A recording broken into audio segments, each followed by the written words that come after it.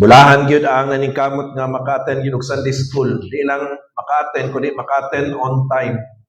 No? Bulahan gyud. Sige, pangayuha inyong handouts.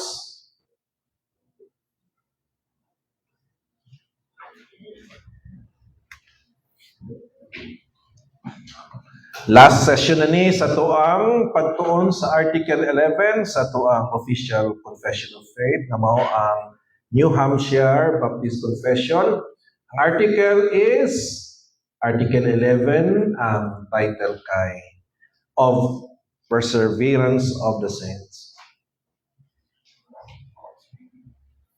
Sige, sa di pa ta magsugod. Asa naman tong, daghan man to sila diri kanina, asa naman?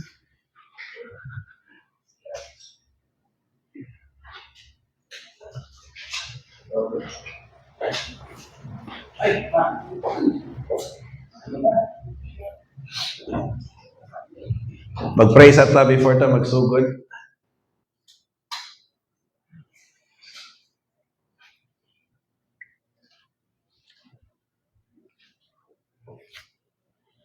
Hello, Lynn. Sige, manindog tang tanan.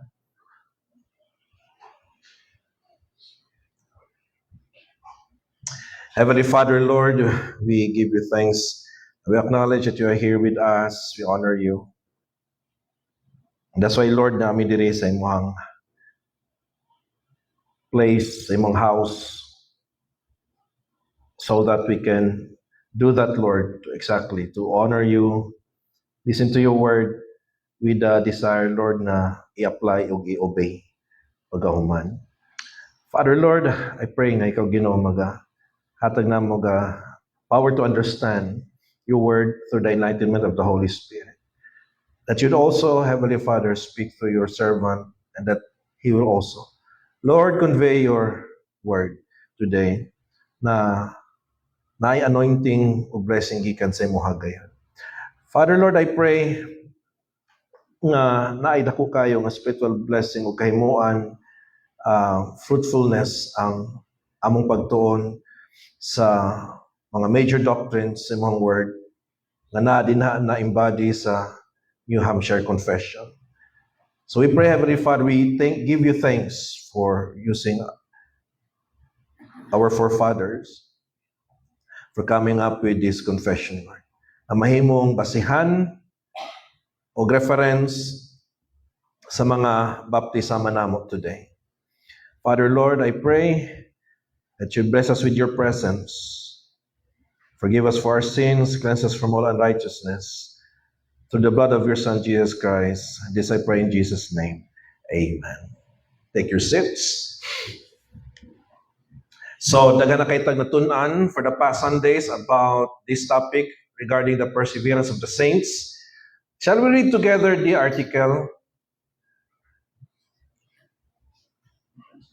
Nasa inyong handouts, na-put sa screen. Okay, together we'll read. We believe, ready, go. We believe that such only are real believers as endure unto the end, that a special providence watches over their welfare, and that they are kept by... Wala, di ba kita? Ay, ako naman ang na-edit, Sams. Isend ako sa Maro na hindi mo. Kailangan.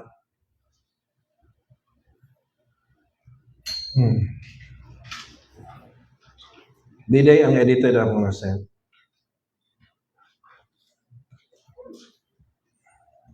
Tingala mo kung namingaw man mo kalis. Diday mo ang wow mali kaya.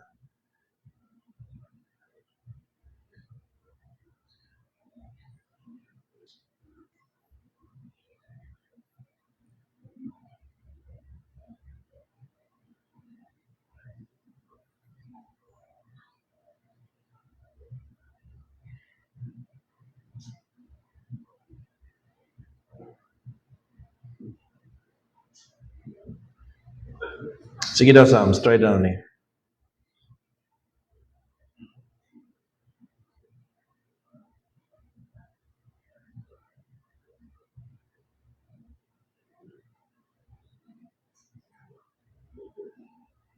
Assign na nimo, Psalms.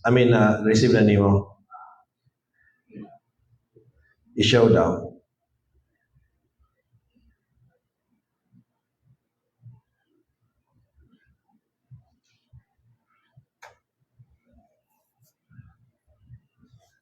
Although naman po ng kopya sa handouts. Ha? Okay, muna ni. Sige. Okay, take 2. Okay, this is Article 11 of Perseverance of the Saints. And muna yung articles. Let's read together. We believe, ready, go. We believe that such only are real believers as endure unto the end. That a special providence watches over their welfare. So, that they are kept by the power of God through faith unto salvation. Okay. Naputol?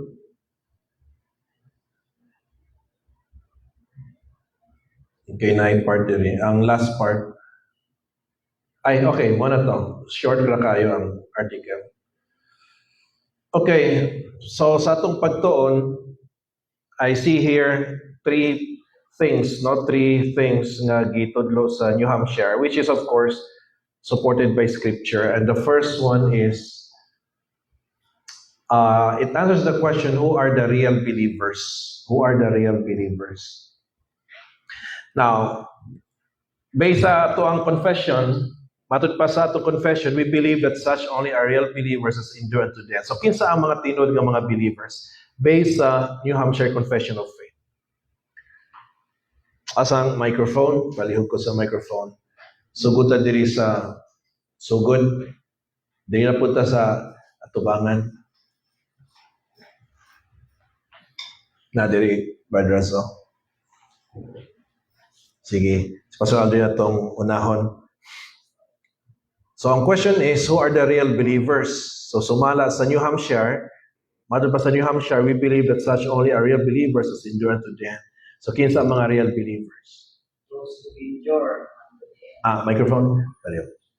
Hello. Those who endure unto the end. Correct. So, those who endure unto the end.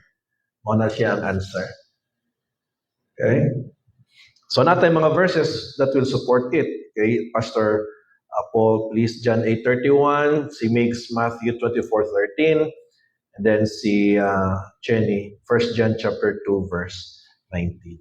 So, ang tinod nga believer, may bawa nimo kay mulahutay gid siya hangtod sa katapusan.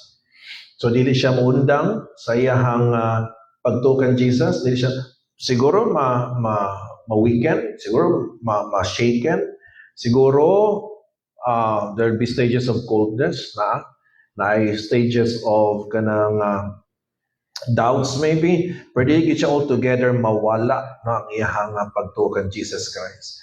And then mo endure gid siya hangtod sa katapusan. Okay?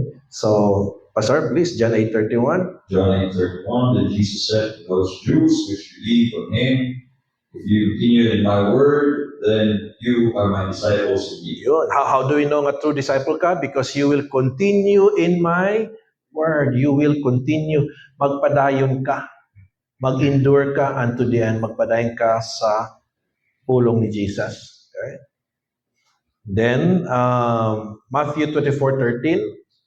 But he that shall endure unto the end, the same shall be saved. So, kinsa ang masave?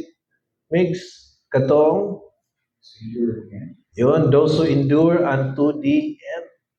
Of course, kining salvation diri, kay futuristic pa man unsa man nga klase nga salvation. Kay na may upad ka klaseng salvation. Unsa itong upad ka klaseng salvation, Migs? Regeneration, justification, sanctification, and glorification. Yon, very good. Unsa ni nga klase nga salvation nga matud pa wa pa nahitabo. Yon, glorification yan ha. Pero wala na regenerate na ni siya. Na-justify na ni, gina-sanctify. And the reason why he will endure until the end, because gina-sanctify siya. Gina-justify siya, gina-regenerate siya. Okay? Nagsagit ko aning verse before, katong young Christian pa ko, I thought, nagatuloy siya salvation by works. Kay kuan man, if you notice, those who endure unto the end shall be saved. Sa to pakinan kamulahutay para ka ma-save. So, salvation by works. Di mo na maisip kung kabaluta, anaday upat ka klaseng salvation. Na salvation nga human na, duha na katong regeneration o justification. Kanang justification, mao na ang musettle sa imong eternal destiny. Mao na ang muhatag nimo og eternal assurance nga once you die, you go to heaven. Kanang regeneration, mao na ang assure nimo nga napag-on na ka. Okay? Na kanang sanctification, mo nang ongoing salvation, present salvation yan. Process, ongoing, daily salvation yan. Mo na ang ma-assure nimo nga mo lahutay, ikaw mo endure gyud ka. In fact, di lang kayo mo endure, mo grow gyud ka. So kining sa Matthew 24:13, those who endure unto death shall be saved. Glorification pa sa butani. Kaya it's something nga wa pa man nahitabo. Yeah, sa upat ka klaseng salvation, isa naman ang futuristic, something wa pa nahitabo, and that is glorification. Okay, correct. No? Mixed? Very good. And then 1 John 2:19, Chen?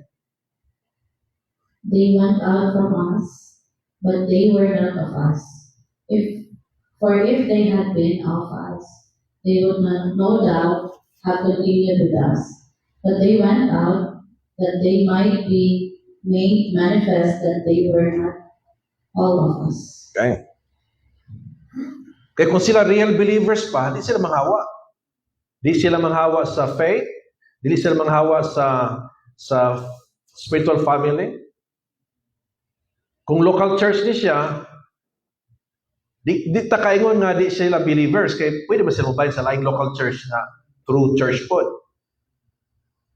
Okay? Pero kung kini ang pasabot is spiritual family, nanghawa sila gikan sa family, but there was no family at the first place. There is no spiritual family to which they belong because they were never part of the family. So ang mga real believers, di gid mahawa diya sa pagtuo. They will endure unto the end. So mo ang real believers. Now, na ko'y question sa inyo. Kay kuha naman actually, review na lang man siya.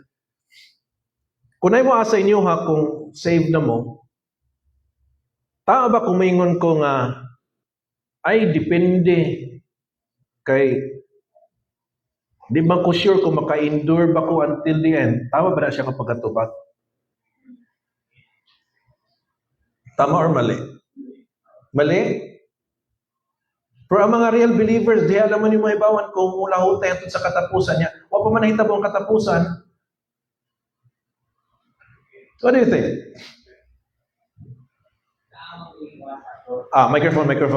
Microphone para official. Naisa dire.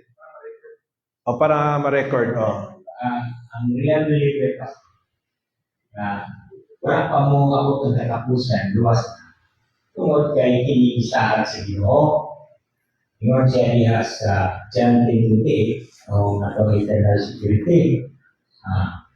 Ingon siya niya na katangan na niya o inabuhi mo rin katapusan. Hindi kita mawala sa iyang mga kamot. No one can pluck him out of my hands. Kanya, bumabit siya na I and my Father na akong nagagulit sa tuwa. And aside from that, ako si Holy Spirit na kasi. Meaning, kung atong tanawin sa 1 John, we are kept, 1 John, we are kept by the power of God.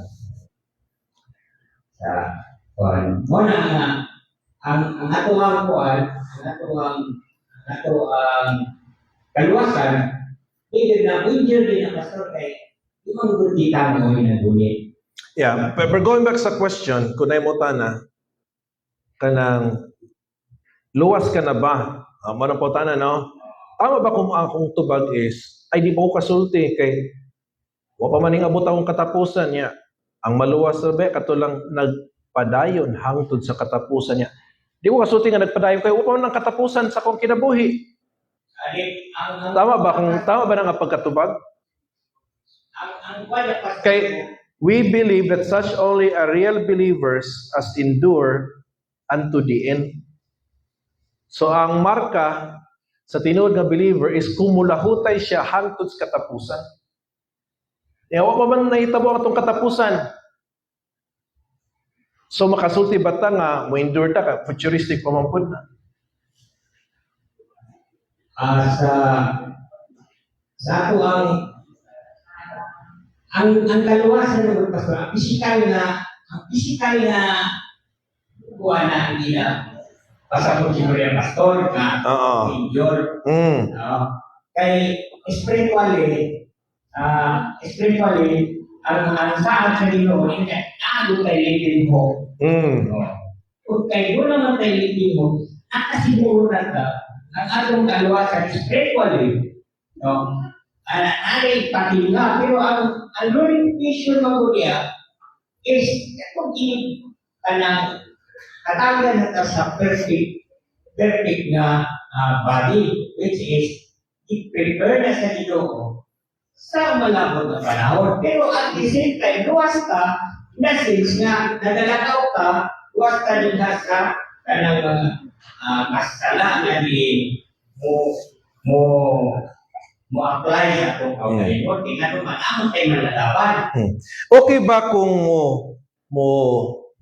mo asyong ta nga makalahutay gikuhan to sa katapusan?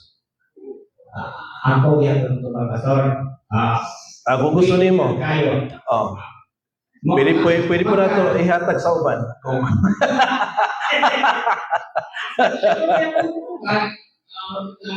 ikaw na lang, kaya naman sa imong microphone. Listen kayo, mag-inilugay sa microphone. Sige. Pastor, Ah, na ako maka-enjoy ko sa katapusan tungkol kay di man ako ilagulit sa ako ang kaluwasan. Pero, Ang nag-interest naman ko sa Ginoo, nasayod ko na makatag, Brother Sam, makatag na dahil ka sa may tapos katapusan. wala akong katagna sa malabot sa katapusan, pero ang Ginoo nga akong isaligan, maoy na gunit sa ako, o siya maoy na hatag sa ako o paglamong. Okay. Isa pa yung gusto mo to ba? Sige, hatag na itong microphone para di na lang kumusulti. Sige, Ann. Ikaw, Ann. Oh, wow, si Ann, mutubag. Wow, praise God. Sige, Ann. Kung pagkakalan mo, Pastor, kung luwas na bata, so, isa yung klase ng luwas, Pastor, kay kung luwas ka ni Jesus Christ, luwas na ta. Pero sa karoon, napamunta sa sanctification. Yan. So, Pwede po anaon pagtubag. Usang klaseng kaluwasan ang imong yes, para maklaro. Pwede po inaton pagtubag, diretsyon og tubag. Ya dito na ang explanation. Pwede po mo na sa kabalik. What kind of salvation are you asking? Pero kaya na may upat ka klaseng kaluwasan. So, pwede siya diretsyon og tubag, yes. Then explain ano. Pwede po mo clarify sa ka by asking the question, usang klaseng kaluwasan. Kaya ang nahitabo man gud ani karon sa ubang reliyon, usa lang ka klaseng kaluwasan ang naa nila. Kanang kaluwasan gikan sa impyerno. Pero wala sila regeneration, wala sila sanctification, wala sila glorification. Justification lang ilaha. Wala nga di gid sila kasulti nga maluwas sila aning kinabuhi kaya wa pa man sila namatay. Dito naman na may bawon kung luwas sila, human sila mamatay. Justification lang ang nasa ilang. By works, pag ilang justification. Samot nga wagi assurance. Whereas kita kay kabulumanta nga na upat ka klaseng kaluwasan. So pag ingon, luwas ka na ba? Then pota na sa sila. Kung sa klaseng kaluwasan imong pasabot. Ay kanang kaluwasan gikan sa silot sa sala, sa impyerno. Justification yung pasabot. Yes, saved na ko. Kayang Bible nag-ingon sa tanan nga mutuo, sila na-justify. Onya, sa diha nagtuo ta, ang perfect righteousness ni Christ, gi-credit sa tuwa. Onya nga to ang sinfulness, ang ato ang guilt, dito, gikang Christ, gi-credit. Nya sa iyang dugo, kita nahinluan. How do you know nga tinuod na? Because ang Biblia mo ay nag-ingon. Because the Bible says so. You see that? You go to the Bible. Okay? Kumain sila nga, kanang sa klaseng kaluwasan, kanang di nagyud ka makasala, kanang ma-perfect na ka, wala pa. Glorification yung pasabot. Pero I'm sure in my heart, nga ma-experience na ako na, tungod kay I believe that justify na ako. Unsay assurance nga maka-experience na glorification? Because of justification. Because of the ongoing sanctification. Okay? Because of regeneration. So, kining sa Matthew 24:13, those who endure unto the end shall be saved. Manang glorification. Shall be saved, meaning wa pa naluwas. So, sa mga klaseng kaluwasan, wa pa na ito na-experience. Glorification man. Pero ang regeneration, humana. Justification, humana. Sanctification, mo nang ongoing, mo nang daily. Every time makaresist kag temptation, na-sanctify ka. You are saved from the power of sin. Okay? So, daghang ways to answer the question. Katukang Brother Sam, okay to. Kang an, pwede na to. And then maybe napod may laing mga ways how to answer the question. Kung luwas ka na ba? Now, there was one pastor, kanang sa batch ni Papa tong debate ito sa Rizal Park. So, ang punta na sa iya is kining luwas ka na ba? So, tubag siya, yes, luwas na ko. Ay siya, nga ko pa makaslangit kung luwas na ka. So, sa intubaga na. So, ang iyang gisulti, pilagis mo na, ikaw, luwas ka na ba? Katoliko man. Dili pa. Yang anong wa pa man kasimpirno. There are many ways to answer the question, no? Okay? So, nganong wala pa man kasalangit, glorification ang iyang pangutana. Nganong wala pa man kasalangit, glorification. Kaya ang glorification, may tabo man na sa nanata sa new heaven of new earth. Okay, so who are the real believers? The real believers, may bawa name mo, because they will endure unto the end. Okay? Tama tong gingon ni Brad Sam, gwapo po ito nga pagkatubag. Do di ko katagna sa future, pero confident ko. Yan, hopeful ko, confident ko, nga makalahutay ko hanto sa katapusan. Tungod nga akong confidence or hope, naaman kan Jesus, wala man sa kuwa. That's a good answer. No? Pero kung ang imong pagsalig sa imong pag-endure is imong sarili, wag kay paglaog din na. Pero ang imong hope, ang imong confidence nga makalahutay ka hanto sa katapusan, naa sa Ginoo, then naagi kay confidence, na kay assurance. Di nimo matagna ang future, pero na kay hope. Na kay confidence nga makalahutay ka hanto sa katapusan. Siguro ang di lang nato matagna or di ta kaingon gyud kung unsa is ang level sa tong maturity human ta mamatay, kung mamatay na ta. No? Pero ang paglahutay sigurado gyud na. Promise mo sa Ginoo. Promise mo na sa Ginoo. Okay. Sige, short naman po ninyo, review na po ni sa tanang nga gitudlo nila Pastor Paul, nila ni Brother Russell o ni Brother Sam. And then if you notice, it's a way of questioning because question and answer naman gutaron. And also by summarizing the whole article. And then the second part of the article answers the question, unsay kalainan sa real believer o sa superficial professor? Superficial professor meaning, ga-claim sila nga Christian sila, pero superficial, shallow lang, dili tinuod. So unsay gisulti sa to ang confession of faith? Madul pa sa second part sa confession of faith, that their persevering attachment to Christ is the grand mark which distinguishes them from superficial professors. Kisa na ang mo padayon, kisa na mo tubag. Kisa to kanina. Kisa ang last, nagbasa. Brother June, sige. Unsa ang answer? Unsay grand mark aron may bawaan nimo ang kalainan sa tinuod nga magtotoo o ang peke nga magtotoo. Base sa confession of faith.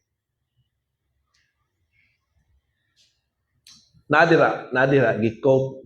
Kanang ay open-close quotation. What is the grand mark which distinguish, meaning nga maoy hatag og kalainan sa tinuod nga believer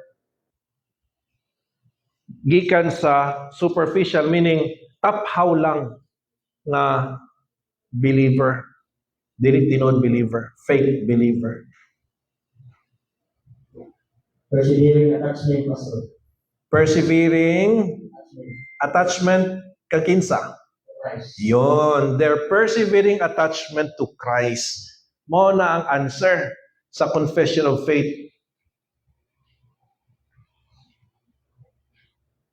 Ang ato ang intimacy, fellowship o relationship nato kang Christ.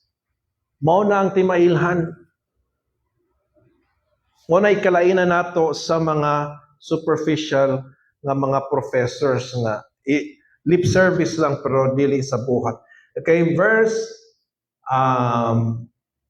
si Brad Richard na.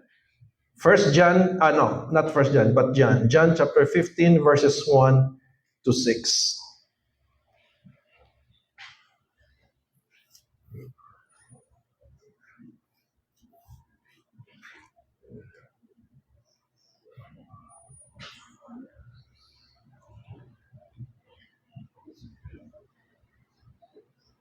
John 15. 15, 1 to 6.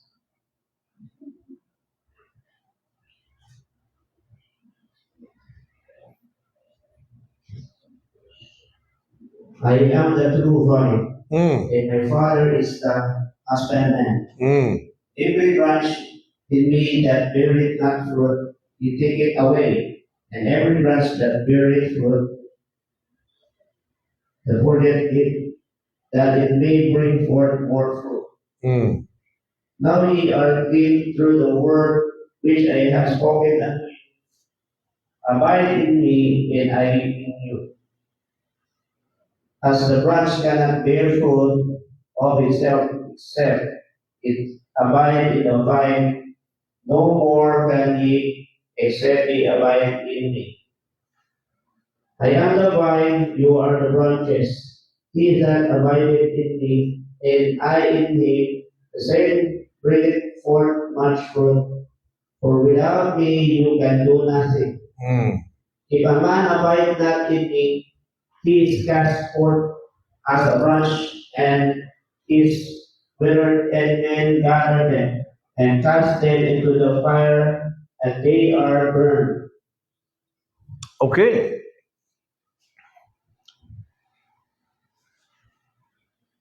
So ang tinod nga believer kay paisama sa branch na nakakonect sa agipasama sa sa branch na nakakonect sa vine.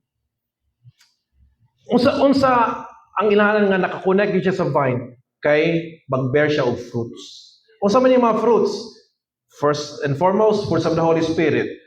Love, joy, peace, patience, long-suffering, goodness, gentleness, faith or faithfulness, self-control, humility or kining meekness.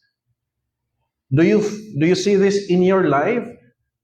Though dili pa perfect pero nagagrow ta din na.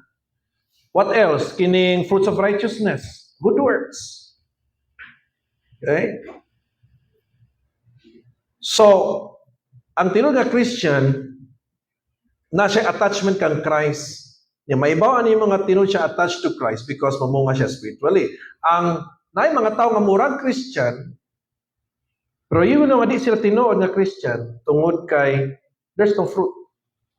Nang sulti sa Bible, di gid sila tinuod nga branch kay ang sabi sa Bible kini nga mga branch pamutlo niya ilabay sa kalayo, meaning dili sila saved. Kay naman ko yung mga Christian nga murag nakata sa branch. Sa vine, na yung mga Christian nga murag Christian per di ay, na yung mga who call themselves Christian per di ay. Sad. And I think we have to also examine ourselves. Okay? Kay dito magdaog sa spiritual fruits. Nabay kausaban sa imong kinabuhi. Na nga nakasulti si Jesus nga branch, kay mura man good sila good o Christian gyud. They call themselves Christian. Ang ilang mga kanta sama sa ginakanta sa mga Christian.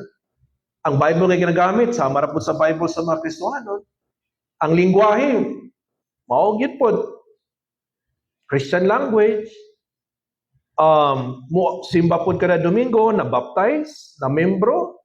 Kasi magdahom nga naday mga nagbuhat anak pero dili di ay Christian. didto sa fruits. Ano matupad ni Jesus? And you shall know them by their fruits. Asa na makita? Dugang na lang sa inyong outline. Matthew chapter 7 verses 17 to 20. Okay, si Kyle na. Matthew 7, 17 to 20.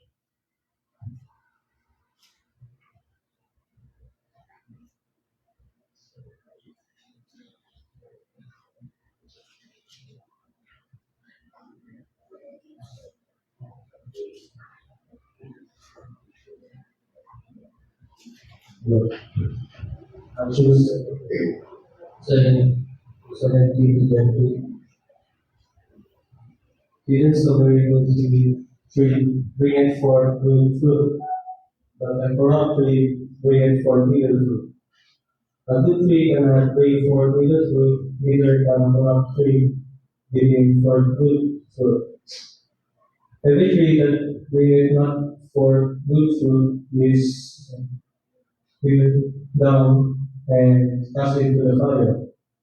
Therefore, by their fruits You shall know them. Pinagi sa fruits, you shall know them. So, sa pagkabalo nga maayo na siya kahoy, kaya ang bunga maayo. Ang sa kabalo nga kanang kahoy bulok, kaya ang bunga bulok sa daot. So, sa pagkabalo ang tao nga giluwas sa Ginoo, giregenerate, gibago na sa Ginoo, gipasaylo na sa Ginoo, pakita siya ang binuhatan. Kung kanunay bulok, problema. Now, it doesn't mean nga perfect na ta. It only means nga nausab na ta. Nabago na ta. Yan, nag-grow na ta diya sa atong pagkabago. Masipyat ta, yes. Mapandol, yes. Pero padayon ang atong pagbuhat og maayo. Pag hinulsol ang pagsalig sa Ginoo, you shall know them by their fruits. And then last, kahapit na ang time. Nganong tuod no ang tinuod nga magtotoo mula hutay mangyod? Ngano man gitubag na sa ato ang confession of faith in two ways. Morning sulti sa last part sa confession of faith, that a special providence watches over their welfare and that they are kept by the power of God through faith unto salvation. Isa na ang next mutubag. Dito ta sa mga membro lang ba June, si Arlene, sige. Lin, based sa gi-quote diha. Usang number one, first reason ngano ang real believers who persevere gyud.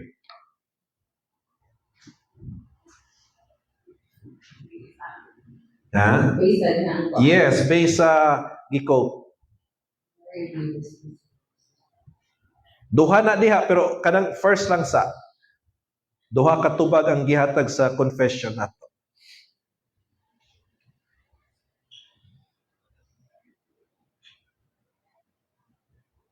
But a special providence what was offered her. Very good. Mao na ang answer. Kay naay special nga gi-provide ang Ginoo. Naay special nga pag-tan-aw ang Ginoo sa tuwa para sa tuang kaayuhan. Okay? Basahan na lang ninyo ng Romans 8, sinubalay, Jeremiah 32, Psalms 121, Hebrews 10. And ikaduha nga rason, matod pa sa tuang confession of faith, is unsa. Isa ang next. Si Bad Russell. Ay, si Ana. Sige. Unsa ang ikaduhang rason base sa confession of faith nato? They are kept by the power of God. Yon, true faith unto salvation. Yes. Nganong makalahutay tanto sa katapusan kay mo ning giningon ni Brother Sam kanina. Nganong makasiguro ko nga makalahutay ko hanto sa katapusan kay ang Ginoo man maoy mag hatag nako sa gahom nga mulahutay.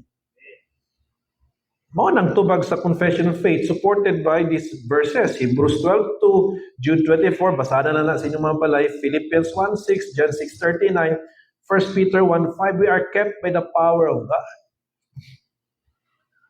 Nabay doubt sometimes, yes. Nabay mashaken ba ta usay sa tupad to, yes. Nabay times nga maluya ta, yes. Nabay times nga mabugnaw ta, yes.